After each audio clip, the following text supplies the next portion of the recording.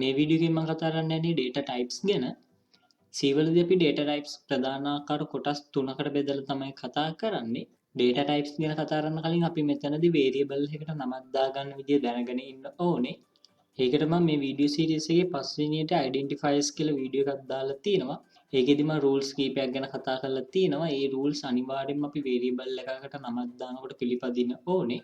මෙතනදී මම quiz එකක් දාලා තියෙනවා. මේකෙන් ඕගොල්ලෝ variable එකක් විදිහට ගන්න පුළුවන් නම් ටික තෝරන්න. මේකට එන උත්තර ටික මම මේ වීඩියෝ එක අන්තිමට කියන්න. අපි දැන් බලමු C වලදී මොනවද තියෙන data types කියලා.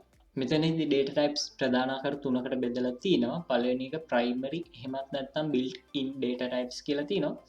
ඒ වගේම දෙවෙනි එක derived data types, ඒ වගේම තුන්වෙනි එක user defined data types විදිහට තමයි මේ කොටස් තුන බෙදෙන්නේ. මේ වීඩියෝ එකෙන් මම කතා කරන්න බලාපොරොත්තු වෙන්නේ primary එහෙමත් නැත්නම් built in data types ගැන විතරයි. ඒ යටතේ මම int, char, double සහ float කියන data types ගැන තමයි මේකෙදි කතා කරන්නේ. අපි දැන් බලමු මේ data types වලට example කීපයක්. මෙතනදී අපි integers වලට ගන්නේ ධන හෝ ඍණ පූර්ණ සංඛ්‍යා. ඒ වගේම දෙවෙනිට තියෙන real numbers. ඒකට අපි float සහ double කියන data type තමයි පාවිච්චි කරන්නේ. මෙතනදී අපි පාවිච්චි කරන්නේ දශම සංඛ්‍යා. ඒ වගේම තමයි තුන්වෙනියට අපිට තියෙන characters වලට අපි පාවිච්චි කරන්නේ char කියන data type එක. දැන් මම කතා කරන්නේ අපි අර කලින් කතා කරපු quiz එකේ answers ටික ගැන.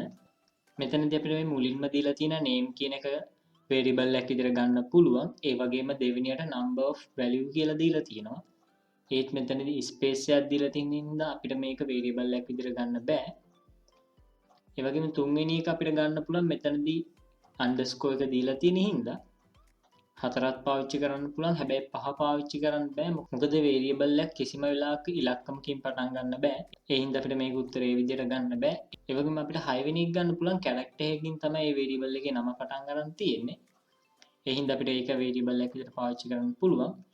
ඒ වගේම 7 අපිට පාවිච්චි කරන්න බෑ. මොකද symbol එකක් විදිහට අපිට underscore symbol එක විතරයි පාවිච්චි කරන්න පුළුවන්. වෙන කිසිම symbol එකක් පාවිච්චි කරන්න බෑ. ඒ වගේම අපිට 8 වෙනි එක පාවිච්චි කරන්නත් බෑ. මොකද ඒක keyword එකක්. keywords ගැන මම කලින් වීඩියෝ එකක් කරලා තියෙන එක බලන්න. variable එකකදී කිසිම වෙලාවක අපිට keywords පාවිච්චි කරන්න බෑ variable name එකක් විදිහට. එතනදී variable එකක් විදිහට පාවිච්චි කරන්න පුළුවන් පළවෙනි එක, තුන්වෙනි එක, හතරවෙනි එක, හයවෙනි එක කියන මේ variable ටික විතරයි. අනිත් ඒවා එකක්වත් පාවිච්චි කරන්න බෑ. අපි දැන් බලමු අපේ මේ data types program එකකදී කොහොමද භාවිතා වෙන්නේ කියලා.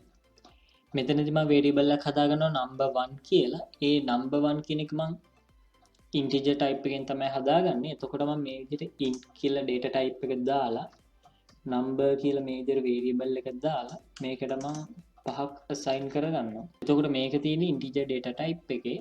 ඒ වගේම මට තව variable එකක් හදාගන්න ඕනේ 5.25 කියලා. එතකොට ඒකට මම මේ විදිහට float කියලා ගන්නවා. එහෙම නැත්නම් අපිට double කියලා පාවිච්චි කරන්නත් පුළුවන්.